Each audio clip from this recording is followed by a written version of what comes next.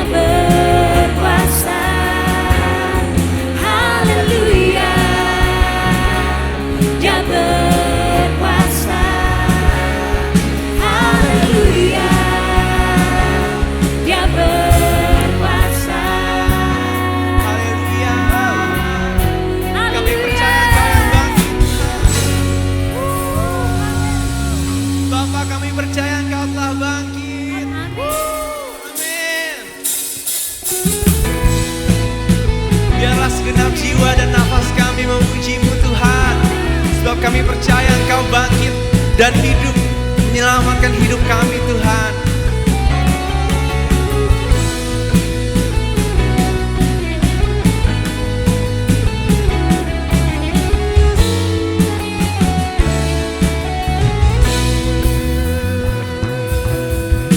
Mari kita semua, amin, Umat pilihan Allah, dengarlah panggilannya, untuk menggenapi firman-Nya. Sekaranglah waktunya ya Tuhan. berdiri bagi bangsa ini, mari maju. Umat pemenang, mari semua nyanyikan. Mari kita semua, Umat pilihan Allah, dengarlah panggilannya untuk menggenapi firman-Nya. Sekaranglah waktunya yes. berdiri bagi Bangsa ini mari maju, umat pemenang, amin. Dan bangkit, nyatakan kemuliaan-Nya. Bukan bangkit, nyatakan kebesaran-Nya. Sampai setiap lutut bertelut, setiap lidah mengaku Yesus Kristus Dialah Tuhan, Raja segala raja. Dialah Raja, haleluya. Segala pujian bagi-Mu Tuhan. Oh, mari semua, mari kita semua, amin. Umat pilihan Allah, dengarlah panggilannya, menggenapi firman-Nya. Sekaranglah waktunya untuk berdiri bagi bangsa ini. Mari maju, umat pemenang. Oh, bukan bangkit, amin. nyatakan kemuliaan-Nya. Bukan bangkit, nyatakan kebesaran-Nya. Sampai setiap lutut bertelut, semua lidah mengaku Yesus Kristus Dialah Tuhan, Raja segala raja. Dialah Raja. Oh, hanya Kaulah Raja.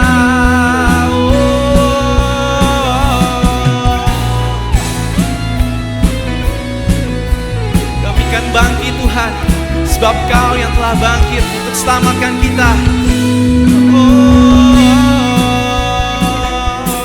Bukan bangkit, Yes. nyatakan kemuliaan-Nya. Amin.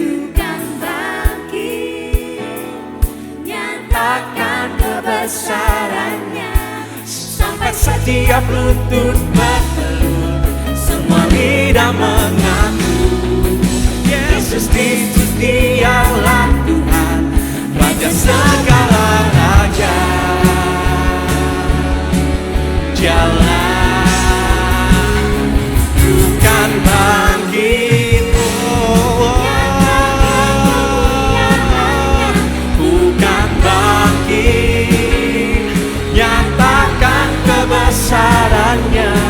Sampai setiap lutut bertelut, semua lidah mengaku Yesus Kristus Dialah Tuhan, Raja segala raja. Dialah Raja,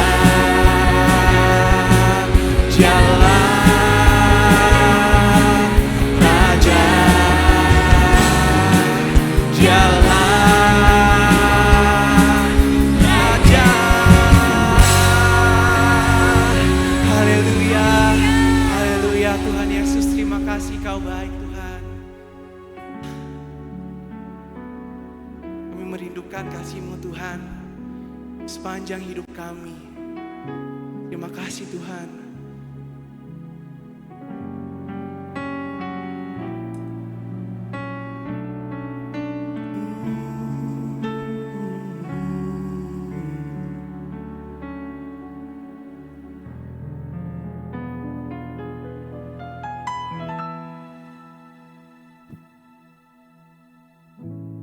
Kerinduanku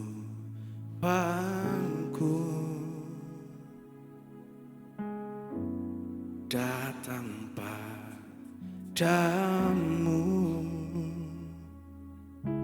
Allah mulia mawar syaron, ku cinta.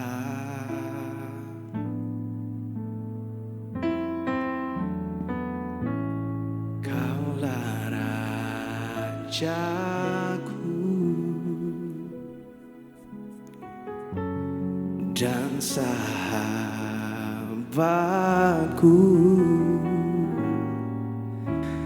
terindah termanis Engkau bagiku.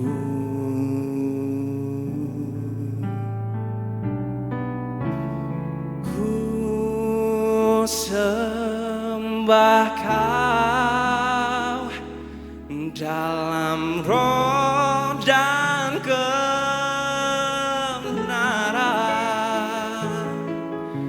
dan ku sembah Kau dalam roh dan kebenaran.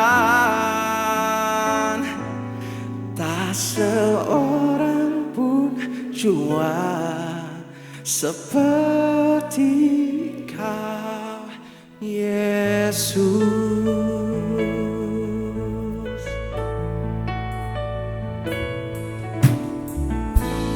Kerinduanku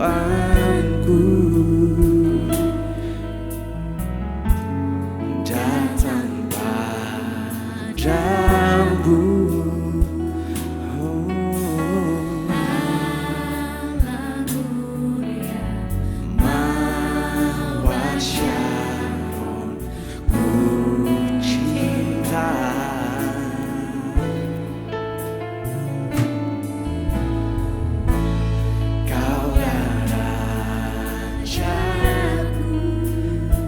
dan sahabatku,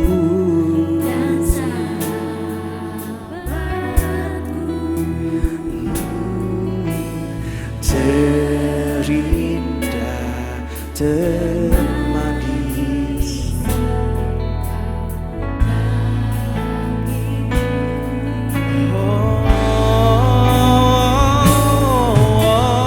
Ku sembah Kau dalam roh dan kebenaran. Ku sembah Kau dalam roh dan kebenaran.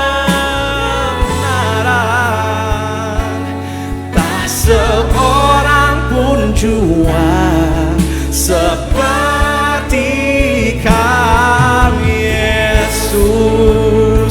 Kami sembah,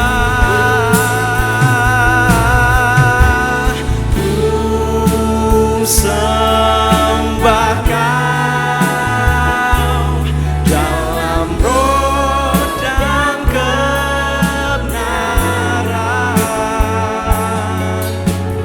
Ku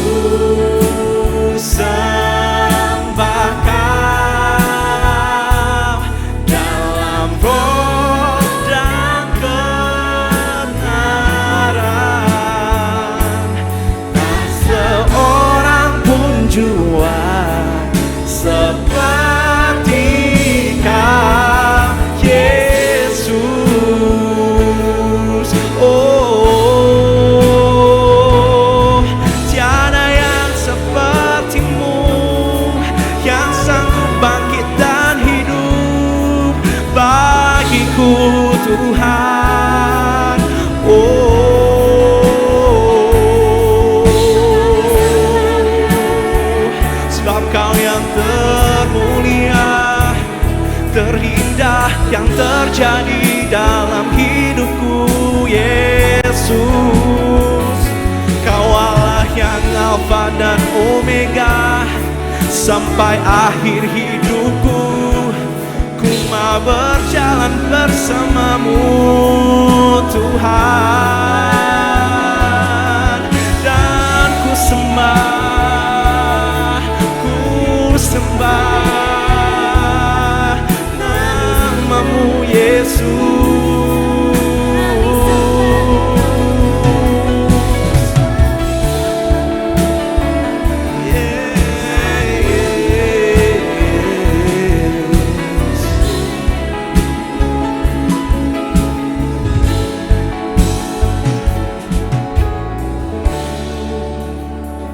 Sembah Kau dalam roh dan kebenaran. Ku sembah Kau dalam roh dan kebenaran. Tak seorang pun cuma seperti Kau, Yesus.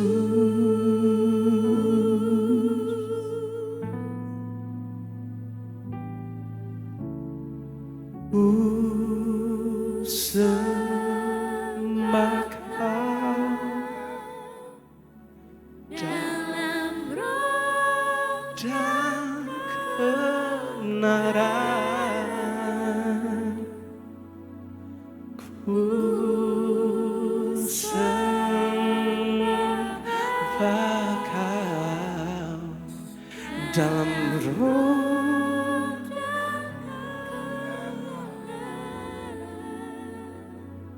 tapi tak seorang pun jua seperti Kau, Yesus.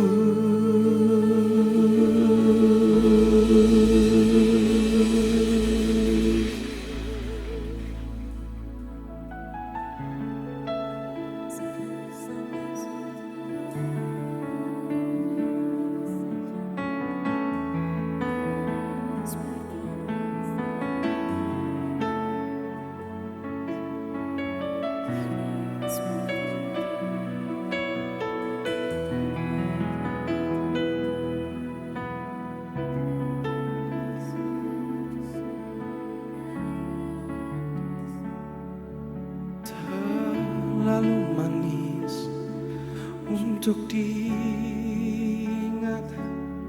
semua kebaikan-Mu,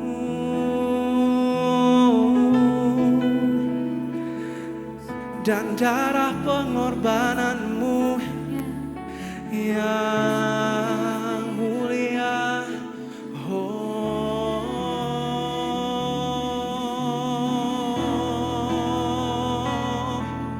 Kami bernyanyi memuji-Mu.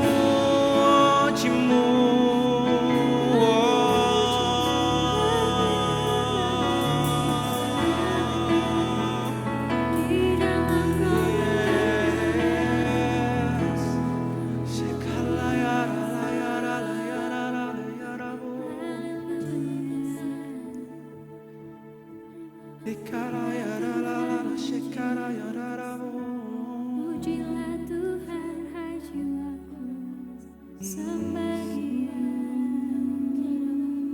sebab Dia yang layak terima semua kemuliaan, sebab Dia yang layak terima semua hormat pujian. Pujilah Tuhan, hai jiwaku, pujilah Tuhan, hai jiwaku. Ingat akan kasih-Nya, ingat akan semua kebaikan-Nya. Pujilah Tuhan, hai jiwaku, pujilah Tuhan, hai jiwaku, yang bersoraklah karena Dia.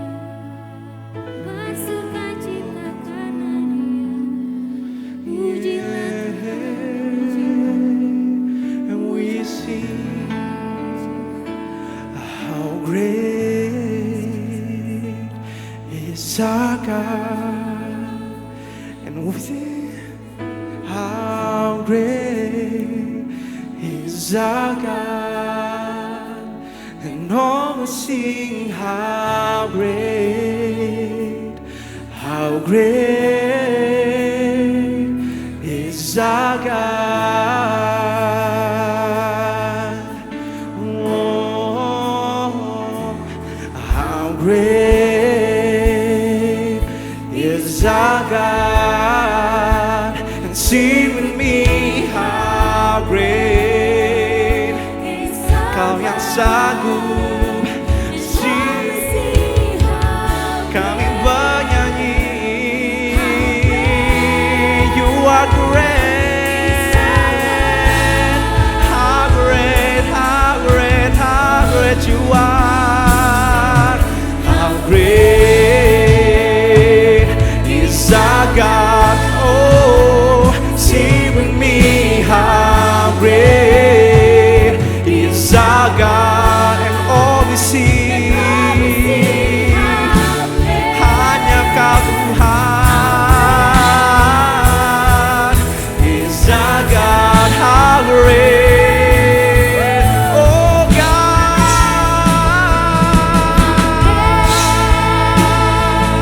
is our God. Sing with me, how great is our God, and all we sing, how great is our God. Kami percaya Tuhan Kau besar, how great, yes you are great, oh God, and all we sing, how great is our God, how great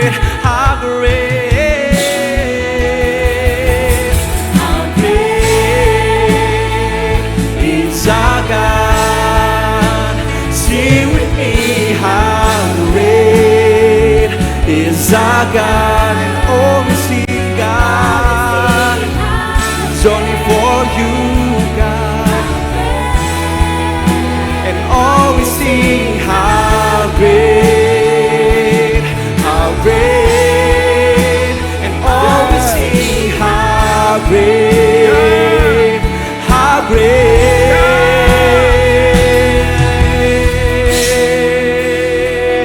is our God.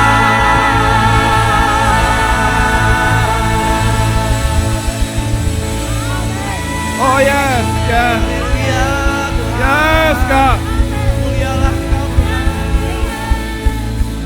yes. Engkau besar, Engkau besar, Engkau besar. You are great, you are great, you are great. Kebesaranmu mengatasi segala sesuatu. Bahkan kebesaranmu mengatasi setiap persoalan yang kami hadapi. Mengatasi setiap tantangan yang kami hadapi. Jauh lebih besar dari segala sesuatu. Bahkan Engkau jauh lebih besar dari yang sanggup kami pikirkan. Jesus, we love you. We proud of you. Kami bangga punya Allah seperti Engkau.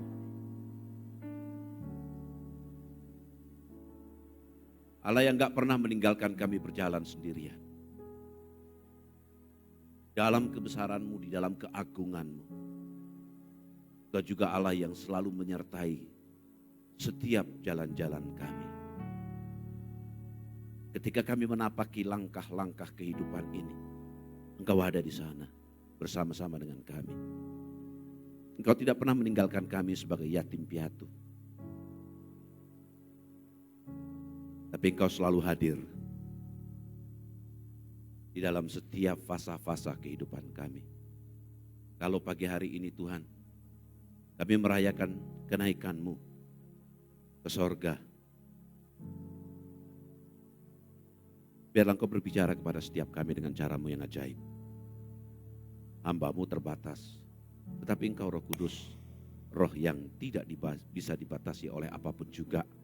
Itu sebabnya kami mengundang Engkau berbicara kepada setiap kami, agar betul-betul pagi hari ini bukan menjadi pagi yang sia-sia, tetapi menjadi pagi di mana kami berjumpa dengan Engkau sendiri, Sang Firman yang sejati. Terima kasih Tuhan, kami siap dibentuk, kami siap mendengar kebenaran firman Tuhan. Berbicaralah di dalam nama Tuhan Yesus Kristus. Kita yang siap menerima kebenaran firman Tuhan sama-sama katakan amin. Shalom saudaraku, silakan duduk.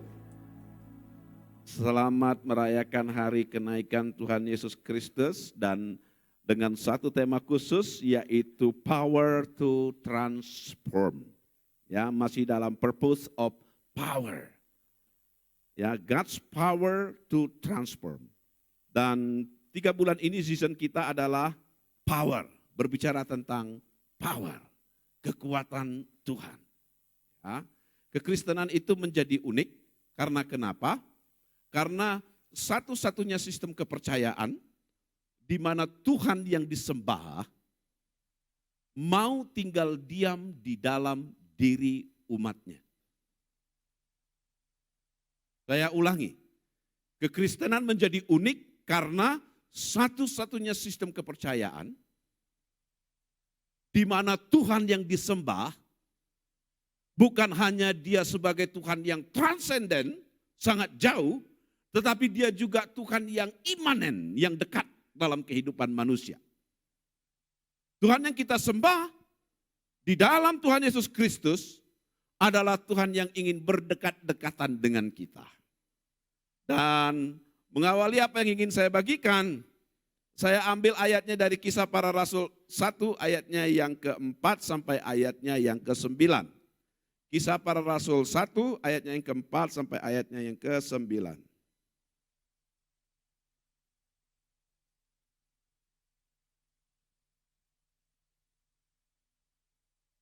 Kayaknya tidak jalan ya. Oke, pointernya enggak jalan. Sambil di belakang dikoprek. Ayat 4. Pada suatu hari ketika ia makan bersama-sama dengan mereka, ia di situ huruf besar yaitu Yesus. Ia melarang mereka meninggalkan Yerusalem dan menyuruh mereka tinggal di situ, menantikan janji Bapa yang demikian katanya, telah kamu dengar daripadaku. Dari ayat ini kita lihat bahwa ini adalah kata-kata dari Yesus sendiri. Ayat 5. Sebab Yohanes, yaitu Yohanes Pembaptis, Yohanes membaptis dengan air. Tetapi tidak lama lagi kamu akan dibaptis dengan Roh Kudus. Maka bertanyalah mereka yang berkumpul di situ, Tuhan, maukah engkau pada masa ini memulihkan kerajaan bagi Israel? Murid-murid gak nyambung. Yesus berbicara apa? Murid-murid beresponnya apa? Kekristenan sering gagal di sini. Tuhan ngerjain apa, kita maunya apa? Ternyambung. Yesus berbicara tentang pengurapan Roh Kudus yang akan diberikan kepada murid-muridnya, sehingga murid-murid itu memiliki power, kuasa dalam kehidupannya. Tetapi murid-muridnya minta untuk dipulihkan keadaan Israel.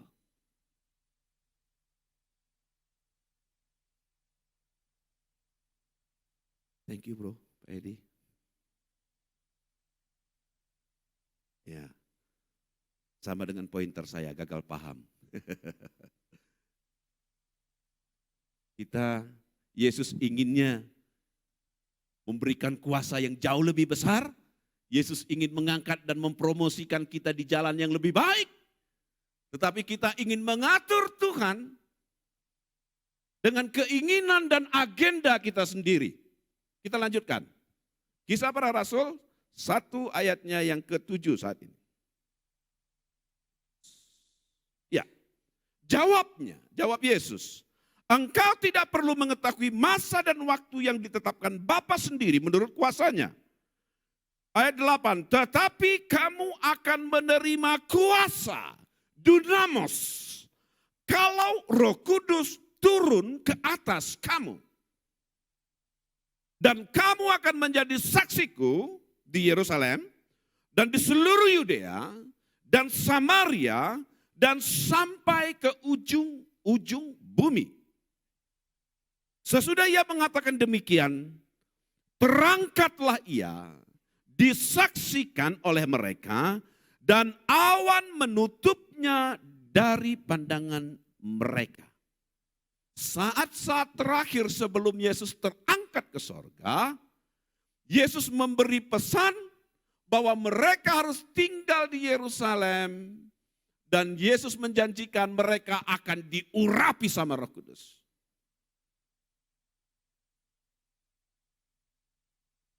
Pengurapan Roh Kudus menjadi penting.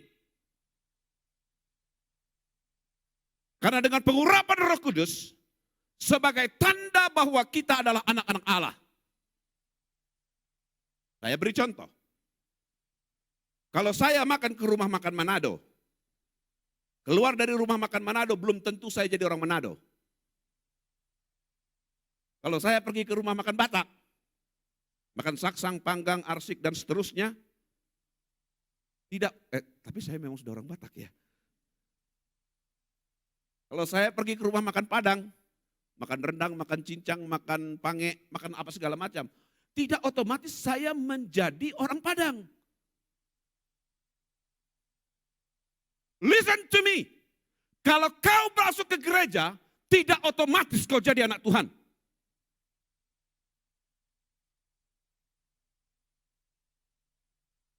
Kau kira kalau kau sudah menyembah sudah hebat? No. Iblis jauh lebih hebat. Karena dia menyembah Tuhan bertahun-tahun. Saya ulangi, datang ke gereja dan melakukan aktivitas di gereja tidak automatically menjadikan kita sebagai anak-anak Tuhan. Ini jadi penting karena ini pesan Yesus. Kehidupan kita hanya bisa berubah ketika Roh Kudus ada dalam hidup kita. Tetapi dari pembacaan ini kita akan belajar pertama, bahwa Yesus itu hidup. Hari kenaikan ini kita memperingati bahwa Yesus yang kita sembah itu hidup. Adam sudah mati. Nuh mati. Siapa lagi setelah Nuh? Abraham mati. Bahkan Salomo dan Daud yang raja begitu besar mati. Begitu juga nabi-nabi yang lain. Hanya Yesus yang hidup. Apapun alasannya, kita tetap harus berpegang teguh pada Yesus karena Dia hidup dan Dia sumber kehidupan. Yesus berkata, aku adalah jalan, kebenaran, dan hidup. Di luar Yesus hanya ada kematian plus aktivitas agama. Tetapi di dalam Yesus yang adalah hidup dan kehidupan itu sendiri, kita bisa menjalankan kehidupan ini dengan hidup yang sejati. Dan Ibrani 7 ayat 25 menyaksikan, karena itu ia, Yesus, sanggup juga menyelamatkan dengan sempurna. Wow. Semua orang yang oleh Dia datang kepada Allah. Keselamatan kita hanya bisa kita peroleh di dalam Yesus Kristus. Bukan dengan amal ibadah dan perbuatan baik kita. Di kitab Yesaya dikatakan bahwa perbuatan baik dan amal ibadah kita itu seperti kain kotor. Apa artinya kain kotor?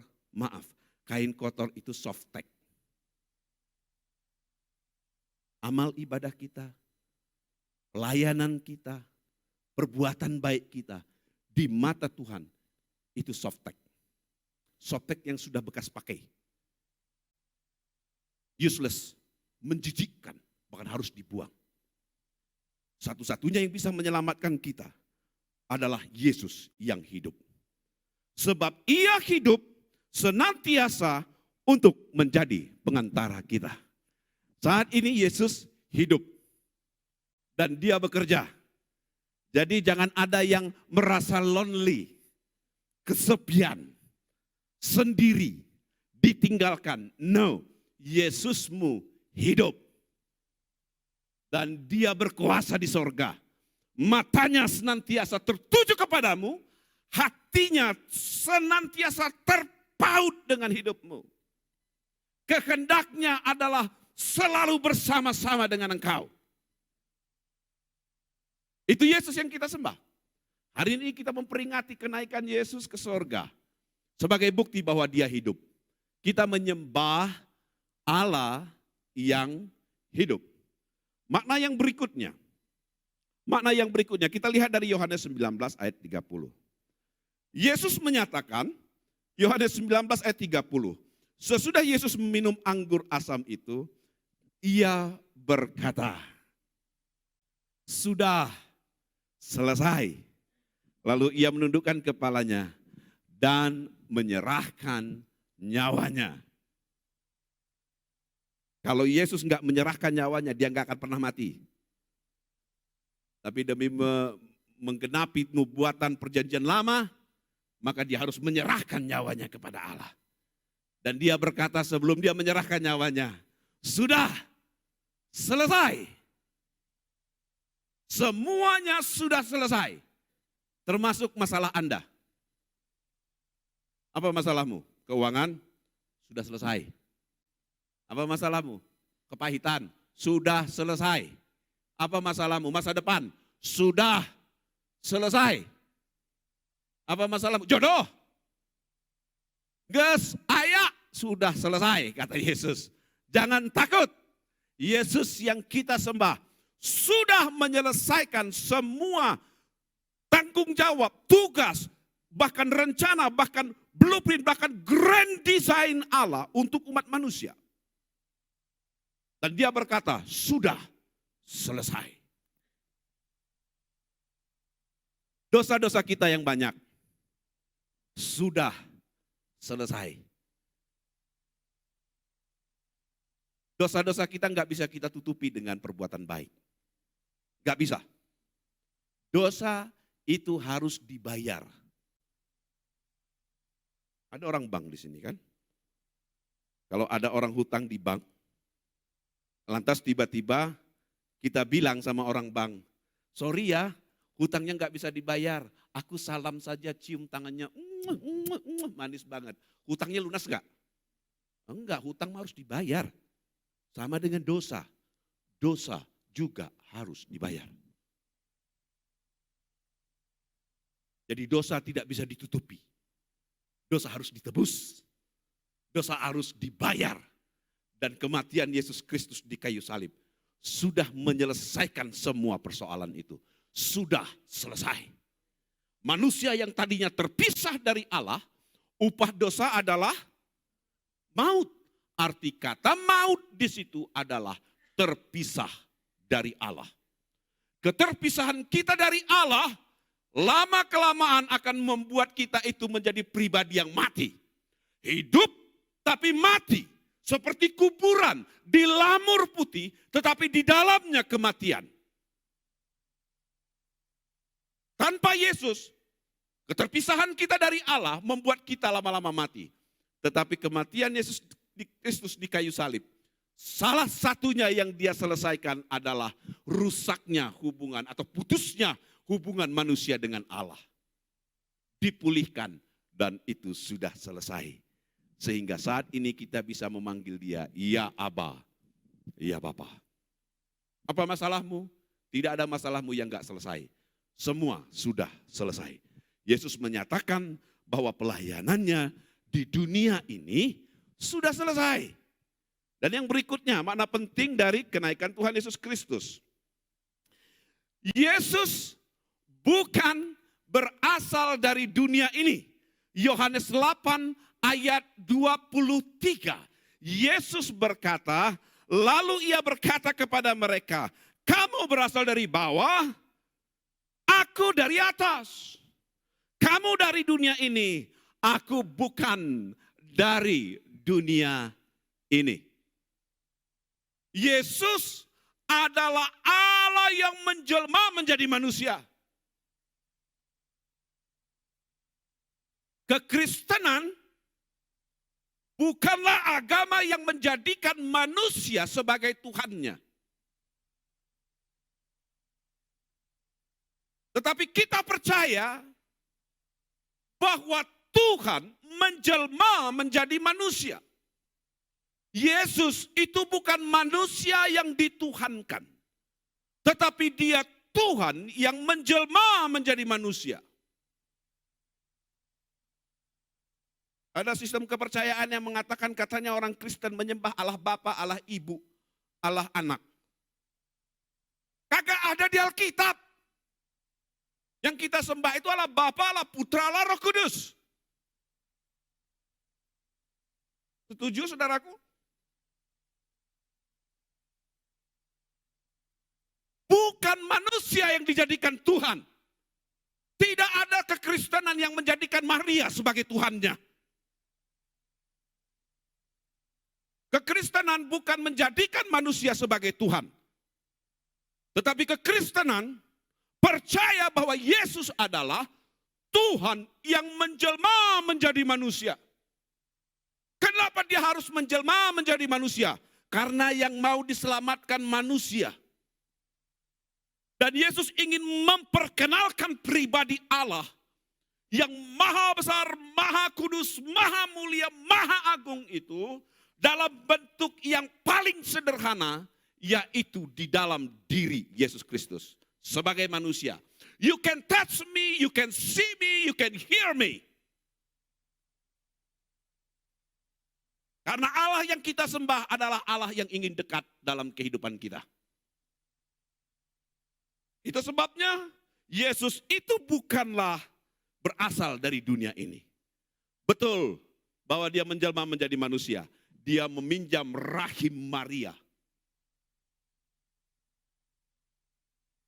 Bukan Maria yang punya anak itu.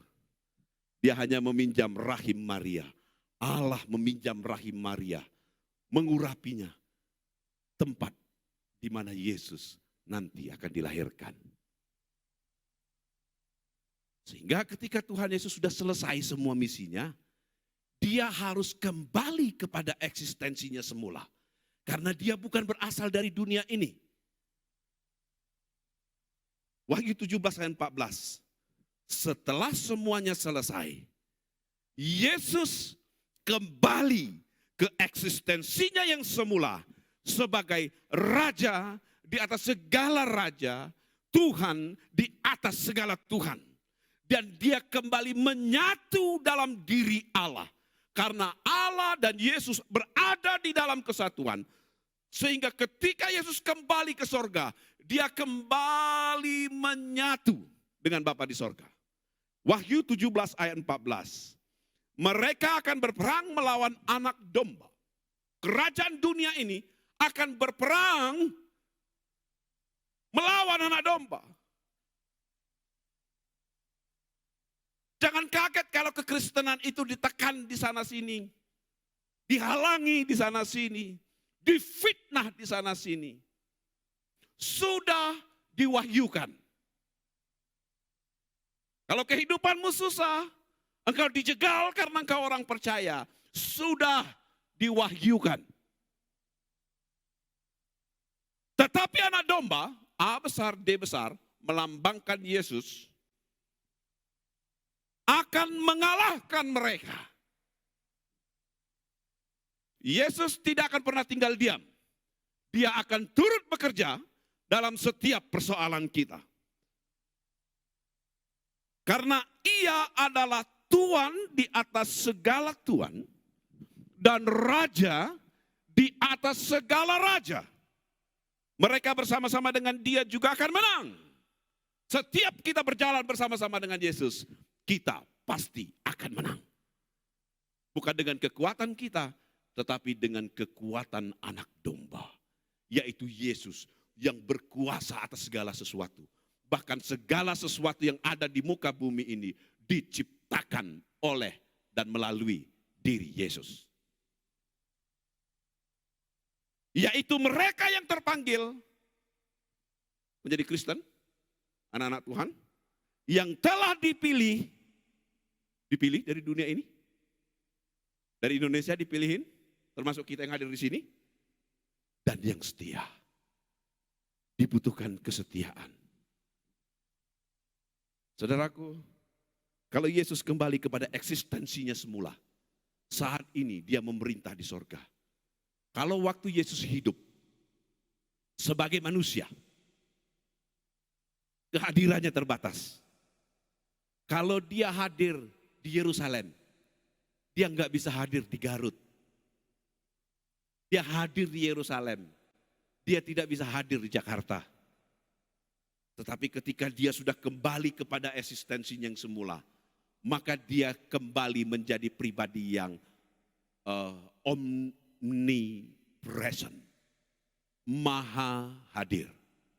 Dia hadir di sorga, dia hadir di peace place. Dia hadir di singgasananya, dia hadir di rumah tangga kita. Dia hadir di sorga, dia hadir di dalam pekerjaan kita. Apapun yang kita lakukan, Yesus hadir. Yesus kembali kepada eksistensinya. Dan tiba waktunya nanti, Yesus akan datang kembali untuk kedua kalinya, bukan lagi sebagai bayi yang lucu, bukan lagi sebagai bayi mungil yang unyu-unyu. No. Dia akan datang sebagai raja di atas segala raja. Dan dia akan berdiri sebagai hakim yang adil bagi semua manusia. Dan dia akan mengadili di dalam kekudusannya. Benar adalah benar, salah adalah salah. Tidak ada satupun yang bisa ditutup-tutupi di dalam pengadilan Yesus. Tetapi kita bagi orang yang percaya, kita akan menyongsong dan bersama-sama dengan dia. Yaitu orang-orang yang dikasihinya. Yesus akan datang yang kedua kalinya. Dan yang berikutnya, makna penting yang berikutnya. Yohanes 16 ayat 7. Yesus berkata, namun benar yang kukatakan ini kepadamu. Ini yang penting. Ya, adalah lebih berguna bagi kamu. Bagi jemaat PP, adalah lebih berguna bagi kamu jika aku pergi. Sebab jika aku tidak pergi, Yesus tidak terangkat ke sorga, penghibur itu tidak akan datang kepadamu. Roh Kudus tidak akan turun sebelum kenaikan Yesus ke sorga. Tetapi jika aku pergi, naik ke sorga, aku akan mengutus dia kepadamu. Yesus akan mengutus Roh Kudus bekerja bagi setiap umat manusia. Roh Kudus akan tinggal diam di dalam diri kita. Salah satu tugas ketika Yesus mati di kayu salib, pertama adalah menyucikan kita, mengampuni dosa kita, menanggalkan kutuk kita, menguduskan kita. Setelah kita kudus, suci, layak ditempati oleh Roh Kudus, barulah kemudian Roh Allah yang Maha Suci itu tinggal diam dalam diri orang percaya. Roh Kudus tidak akan tinggal diam bagi agama-agama sebelah, agama seberang dan yang lain. Bagi orang di luar Yesus, Roh Kudus tidak akan tinggal diam. Karena Roh itu kudus, Roh itu suci. Dia perlu tempat yang kudus, dia perlu tempat yang suci. Dia perlu tempat di mana dia bisa bekerja. Di manakah itu didapatkan? Hanya orang-orang yang sudah disucikan, dibersihkan di dalam Yesus Kristus. Makanya kita bersyukur hari ini bahwa Yesus sudah naik ke sorga sebagai bukti bahwa iman percaya kita adalah satu-satunya jalan untuk kita bisa kembali kepada Bapa di sorga. Amin. Dan dalam waktu yang singkat, kita akan lihat tema kita adalah power to transform. Sebegitu pentingnya Roh Kudus itu tinggal diam dalam diri kita. Karena kenapa? Karena kehidupan kita hanya bisa ditransform, diubahkan melalui Roh Kudus. Makanya suami istri sering bertengkar karena kenapa? Karena suami ingin ubah istri, istri pengen ubah suaminya. Gak mungkin, pasti berantem. Yang bisa mengubahkan manusia itu bukanlah manusia yang lainnya. Yang bisa mengubahkan manusia itu adalah Roh Kudus. Satu-satunya pribadi yang penuh dengan kuasa. Kita ambil lihat dua contoh dalam perjanjian baru. Dua contoh dalam perjanjian baru. Yaitu para murid dan Paulus. Paulus bukan termasuk bilangan murid. Bukan termasuk bilangan 12 murid. Kita lihat, sebelumnya para murid dari orang yang egois. Di Lukas 9 ayatnya yang ke-26. Mereka sibuk bertengkar satu dengan yang lainnya. Dan mereka berdiskusi, bertengkar, dan mereka mempersoalkan siapakah yang lebih besar di antara mereka. Sama juga sekarang terjadi. Pelayanan mana yang lebih besar? Kami Asor lebih besar. Kami tim pemuji lebih agung. Kami tim multimedia lebih besar. Kita berlomba-lomba ingin menjadi besar. Sama dengan murid-murid. Pengen menjadi lebih hebat dan diakui. Tetapi di Kisah Para Rasul 2 ayat 45 dan 43. Murid-murid itu menjadi pemberi. Hatinya diubahkan. Encounter with Holy Spirit. Satu-satunya sarana untuk manusia itu bisa berubah. Sebelum orang encounter, dibenturkan sama Roh Kudus, hidupnya tidak akan pernah berubah. Jadi Kristen dari lahir sampai sudah hampir mati, tapi hidup nggak berubah. Karena kenapa? Karena kita tidak encounter, tidak pernah bertemu dengan Roh Kudus. Hidupmu menjadi melempem. Why? Karena kenapa? Karena kau tidak izinkan Roh Kudus bekerja dalam hidupmu. Murid-murid, begitu dia dapat Roh Kudus, mereka berubah. Sayangnya Yudas sudah gantung diri duluan. Dari takut menjadi berani. Bagaimana dengan Paulus? Dari penentang rencana Tuhan. Tetapi kemudian dia menjadi pemberita Injil yang giat. Dari seorang pemarah, pembunuh, menjadi orang yang lemah lembut. Kita akan lihat dua contoh dalam perjanjian baru. Pertama Yohanes 2 ayat 19. Dari orang yang ketakutan, pintu-pintu yang terkunci, karena mereka takut kepada orang Yahudi. Berubah menjadi Kisah Para Rasul 4 ayat 3. Lalu mereka memberitakan firman Allah dengan berani.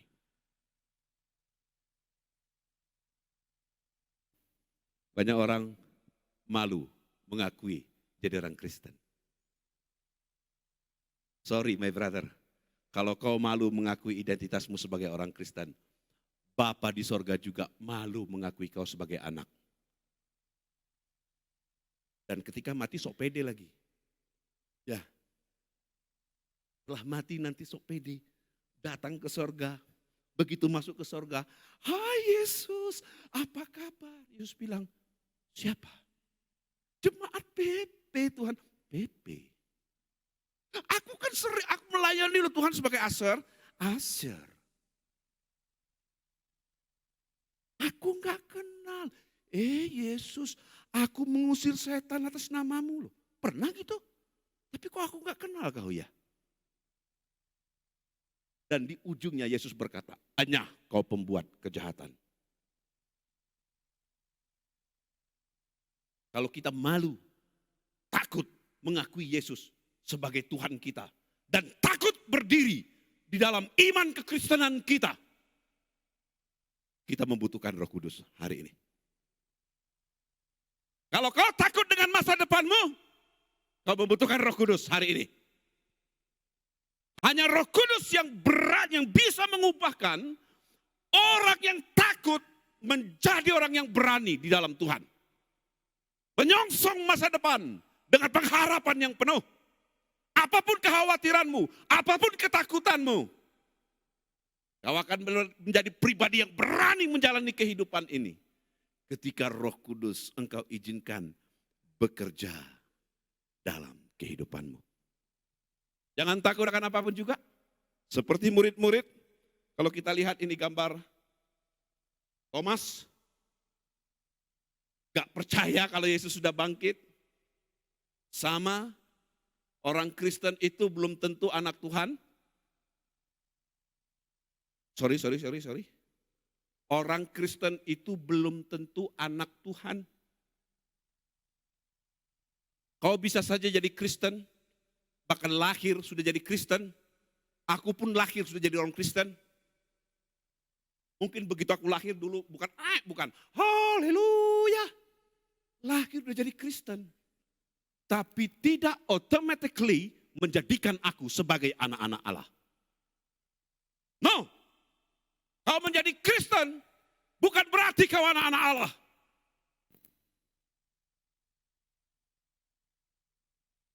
Orang menjadi anak Allah adalah ketika dia dilahirkan kembali bukan melalui darah dan daging, tetapi dilahirkan oleh Roh, yaitu Roh Kudus.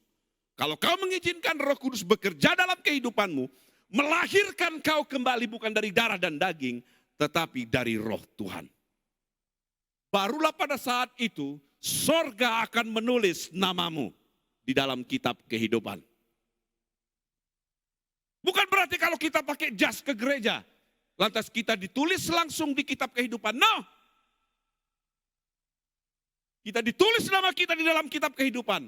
Ketika kita mengizinkan Roh Kudus melahirkan kita kembali dan dapat akte yang baru di sorga. Lanjutnya, ambil contoh berikutnya Yohanes 20 ayat 19. Ketika sudah hari pada malam, minggu itu berkumpullah murid-murid di suatu tempat dengan pintu-pintu terkunci karena mereka tertakut. Kepada orang-orang Yahudi pada waktu itu datanglah Yesus dan berdiri di tengah-tengah mereka dan berkata, Shalom, damai sejahtera bagimu. Kalau kau takut, izinkan Yesus datang ke kamarmu, izinkan Yesus datang ke kantormu. Dan Yesus berkata, Shalom. Kalau kau galau dengan rumah tanggamu, izinkan Yesus datang ke dalam rumah tanggamu dan berkata, damai sejahtera, shalom bagi kamu. Damai sejahtera bagi kamu. Kisah Para Rasul 4 ayat 31.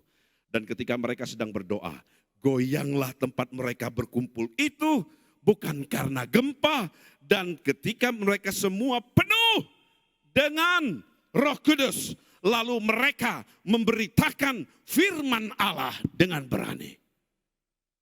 Untuk berani, diubahkan, kita membutuhkan Roh Kudus. Dan contoh yang berikutnya adalah transform by Holy Spirit terjadi dalam kehidupan Paulus. Tadinya yang bernama Saulus diubahkan menjadi Paulus. Kisah Para Rasul 9 ayat 1 menulis tentang kisah teman ini. Sementara itu berkobar-kobarlah hati Saulus mengancam dan membunuh murid-murid Tuhan. Ia menghadap iman besar dan meminta izin dan mengejar, membunuh setiap orang percaya. Kadang-kadang kita merasa bahwa kita sudah seperti Paulus, padahal kita masih menjadi seorang Saulus. Kita bangkit bukan membunuh dengan senjata, tetapi kita bangkit dan membunuh orang lain dengan kata-kata kita. Kata-kata yang menghakimi sesama anak Tuhan, itu membunuh mereka, membungkam iman mereka. Dan kita membutuhkan Roh Kudus agar kita bisa mengatur kosakata kita. Berbicara hanya hal yang penting, berbicara sesuai dengan kebenaran firman Tuhan, dan berhenti menghakimi sesamamu. Next, Kisah Para Rasul 9 ayatnya yang ke-17. Lalu pergilah Ananias ke situ dan masuk ke rumah itu. Ia menumpangkan tangan atas Paulus, katanya, Saulus saudaraku, Tuhan Yesus yang telah menampakkan diri kepadamu di jalan yang engkau lalui, telah menyuruh aku kepadamu supaya engkau dapat melihat lagi dan penuh dengan Roh Kudus.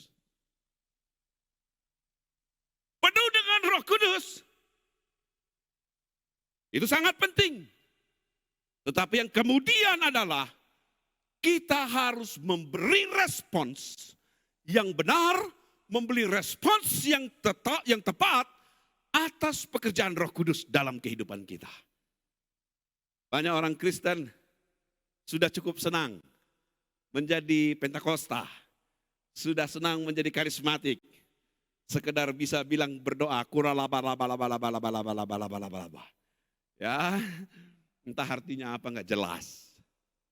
Oke? Tapi tanda-tanda Roh Kudus bekerja dalam kehidupan kita itu hanya akan mengubahkan kehidupan kita kalau kita memberi respon yang benar.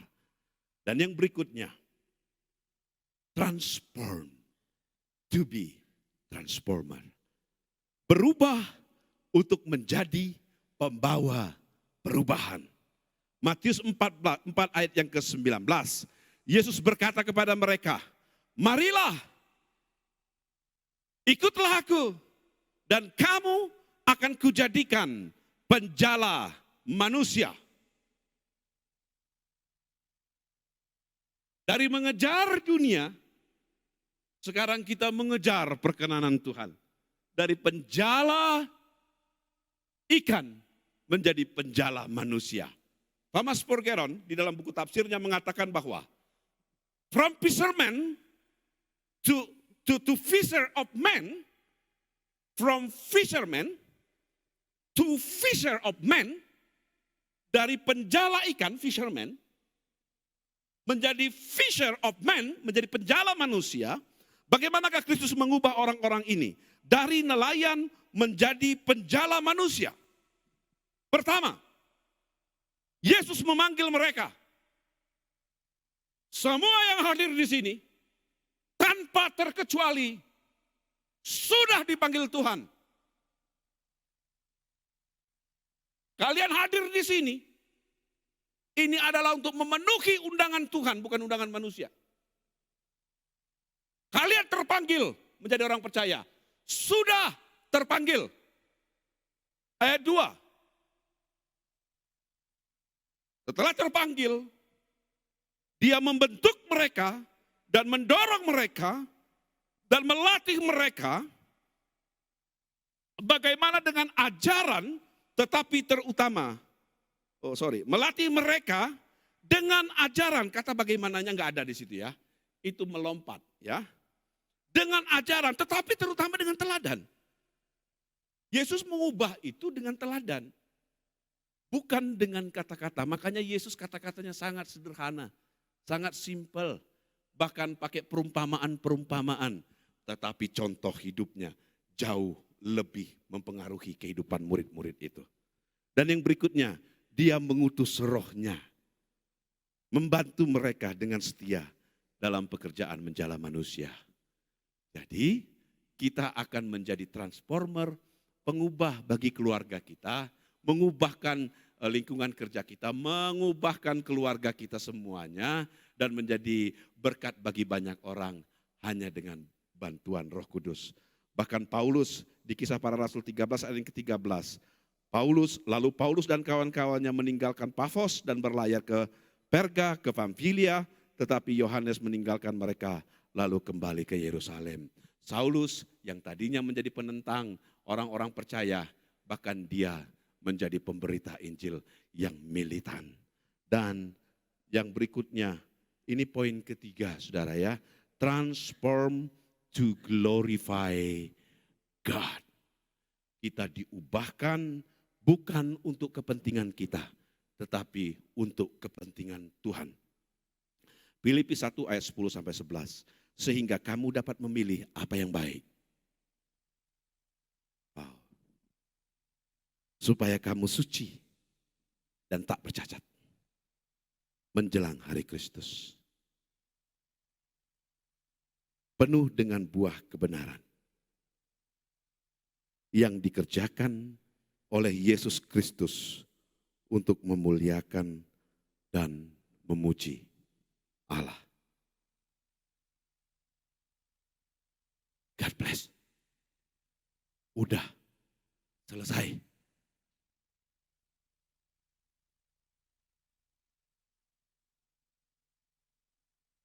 Apa yang kita pelajari? Pertama, transform by Holy Spirit. Diubahkan oleh Roh Kudus. Kalau kekristenanmu mandul, kau Kristen tapi enggak bahagia. Kau Kristen tapi enggak penuh damai sejahtera. Bukan karena engkau orang jahat. Bukan karena engkau orang jelek. Tapi mungkin kau enggak mengizinkan Roh Kudus itu betul-betul menguasai eksistensimu secara sepenuhnya. Atau mungkin kau belum pernah dengar bahwa Allah mau tinggal diam dalam dirimu.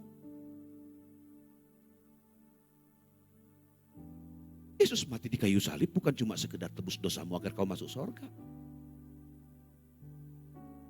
Kalau kau memang Yesus pengen kau masuk surga, dia mati di kayu salib pengen tebus engkau agar kau masuk surga. Begitu engkau dibaptis, yang baptisnya itu akan menyelamkan engkau selama setengah jam.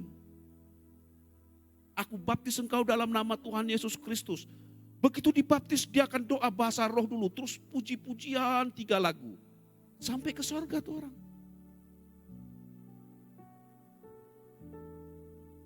Tapi itu bukan tujuan. Tujuan kematian Yesus bukan hanya sekedar orang masuk surga. Engkau disucikan, dikuduskan, dilayakkan. Agar apa? Agar roh Allah itu tinggal diam dalam dirimu. What for? What for? Roh Kudus itu yang akan mentransformasi, mengubah kehidupan kita. We transform by the Holy Spirit. Dan tujuannya untuk apa? Transform. To be a transformer. Diubahkan untuk menjadi pengubah dunia. Menjadi garam dan terang dunia. Dan percayalah, hidup kita diciptakan untuk memuliakan Dia. How? Bagaimana?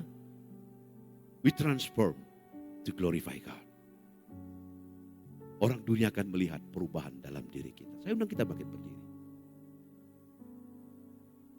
Kalau bisa teman-temanku yang aku cintai, kasihi di multimedia juga bangkit berdiri.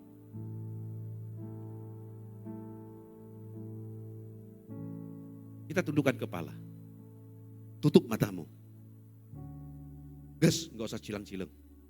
Tundukkan matamu. Tundukkan kepala, tutup matamu. Termasuk singer yang di depan. Pemain musik juga kecuali keyboard. Bangkit berdiri. Tundukkan kepalamu. Tutup matamu. Hanya beberapa detik. Izinkan Roh Kudus memenuhi engkau kembali. Mister, aku kan sudah pernah dibaptis Roh Kudus. Dibaptis Roh Kudus hanya 1 kali. Tetapi dipenuhi oleh Roh Kudus bisa berkali-kali. Tetapi memang kalau engkau belum pernah dibaptis Roh Kudus, kau bisa minta hari ini. Bagi Anda yang ingin dipenuhi oleh Roh Kudus, mau membuka hati agar Roh Kudus memenuhi engkau senantiasa, dan berjanji akan berespon yang benar terhadap apa pekerjaan Roh Kudus, taruh tangan kananmu di dadamu. Bagi Anda yang ingin mengundang Roh Kudus memenuhi engkau, mengubah hidupmu, membangun imanmu, membangun pengharapan yang baru. Mungkin kau bilang, Tuhan aku capek. Kau perlu kekuatan yang baru dari Roh Kudus. Taruh tangan kananmu di dadamu. Tuhan aku kayaknya hilang pengharapan. Keluargaku hancur. Masa depanku hancur. Cita-citaku berantakan. I need the new power. Aku perlu kekuatan yang baru. Untuk berani melangkah dalam iman. Dalam pengharapan yang tak tergoyahkan. Kau membutuhkan Roh Kudus itu. Taruh tangan kanan di dadamu. Roh Kudus. Aku tahu engkau sudah diutus. Engkau hadir di mana-mana termasuk di tempat ini. Aku udah selesai. Di dalam keterbatasan aku menjelaskan tentang engkau. Tetapi engkau pribadi yang tak terbatas. Engkau sedang menjamah teman-temanku di tempat ini. Engkau lihat Tuhan, engkau lihat. Mereka dengan rendah hati, enggak malu, enggak jaim. Taruh tangan kanan mereka di dada. Mereka mau berubah. Mereka mau ditransformasi. Keluarga mereka mau dibetulin sama Tuhan. Masa depan mereka mau Tuhan susun yang lebih baik lagi. Bahkan pelayanan mereka, Tuhan serahkan ke tanganmu. Mereka serahkan ke tanganmu Tuhan. Engkau yang akan jadikan mereka baik. Silakan Roh Kudus. Mari teman-teman yang taruh tangan kanannya di dadanya. Katakan dengan saya, Roh Kudus. Masuklah dalam hatiku. Penuhi aku dengan pribadimu. Penuhi kembali Roh Kudus. Aku perlu engkau. Aku perlu engkau Roh Kudus. Yes, Jesus. Jesus, silakan Roh Kudus. Jamah mereka. Dalam rohku aku melihat ada beberapa orang yang dipeluk sama Roh Kudus. Dan dia berkata, I love you my son, I love you my doctor. I love you so much. I never leave you. I never forsake you. Yes God, ya Roh Kudus. Puaskan hati yang haus. Pulihkan hati yang hancur. Satu persatu. Jamah mereka. Yes.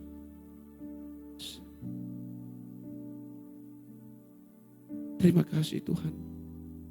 Roh Kudus engkau baik banget. Thank you ya Roh Kudus ya. Engkau sudah puaskan teman-temanku, saudara-saudaraku di tempat ini dengan pribadimu sendiri. Tanah yang gersang menjadi tanah yang subur. Seperti rusa yang rindu akan aliran air.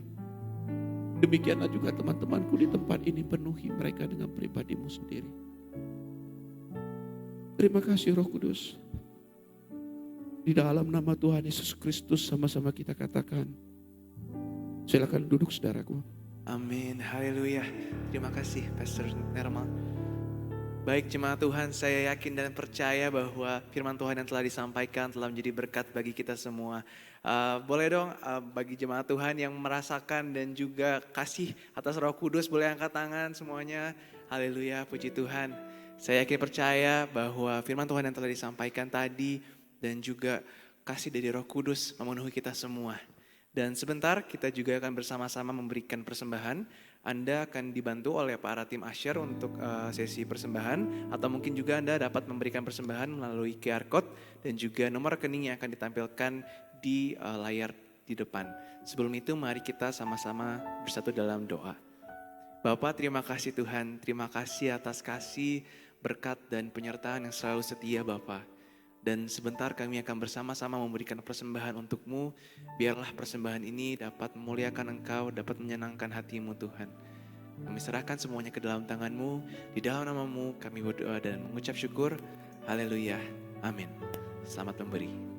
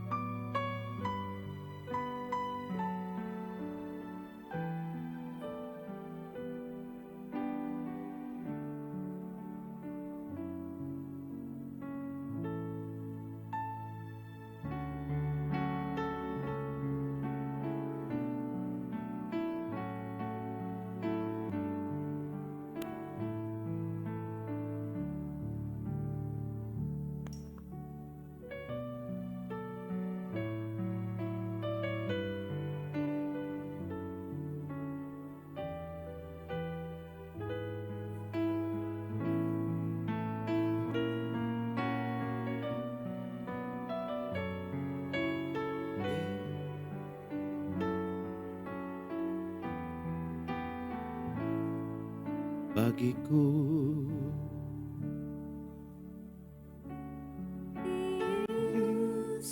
rindu sungaimu, jiwaku rindu Engkau. Mari jemaat Tuhan, saya undang bangkit berdiri.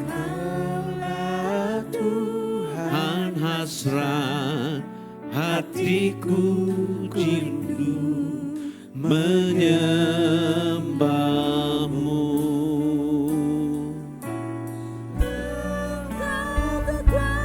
Dan perisaiku kepadamu,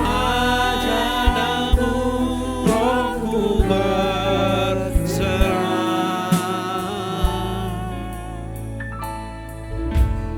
Engkau Tuhan, hasrat hatiku rindu menyembahmu.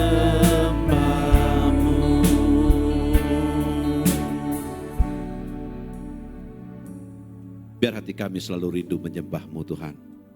Kami menyembah Engkau di dalam roh dan kebenaran sebagai hubungan pribadi kami dengan Engkau. Mari jemaat Tuhan, angkat kedua tanganmu. Pulanglah dengan satu keyakinan. Bapa di sorga mencintaimu. Mengadakan kepalamu. Tatap wajah Bapa. Dia menghadapkan wajahnya kepadamu dan memberikan engkau damai sejahtera itu. Bahkan dia sendiri menyinari engkau dengan wajahnya. Dan memberikan engkau kasih karunia demi kasih karunia. Dia mengasihimu, dia mencintaimu. Bahkan dia sudah memberikan anaknya yang tunggal untuk menyatakan cintanya kepadamu. Kalau anaknya sendiri dia berikan, apalagi yang dia tahan sih? Itu sebabnya saat ini dia membuka perbendaharaan yang terbaik di sorga. Dipilih semua berkat-berkat yang terbaik itu. Dicurahkan berlimpah-limpah dalam kehidupanmu. Sehingga kemanapun engkau pergi, berkat Tuhan menyertai engkau. Kemanapun engkau pergi, engkau akan disebut menjadi berkat. Kemanapun engkau pergi, terang Allah bersinar atas kehidupanmu. Kemanapun engkau pergi, kerajaan Allah akan ditegakkan melalui kehidupanmu. Terima semua berkat itu di dalam nama Tuhan Yesus Kristus. Kita yang diberkati Tuhan sama-sama katakan amin. Selamat hari kenaikan, Tuhan Yesus memberkati.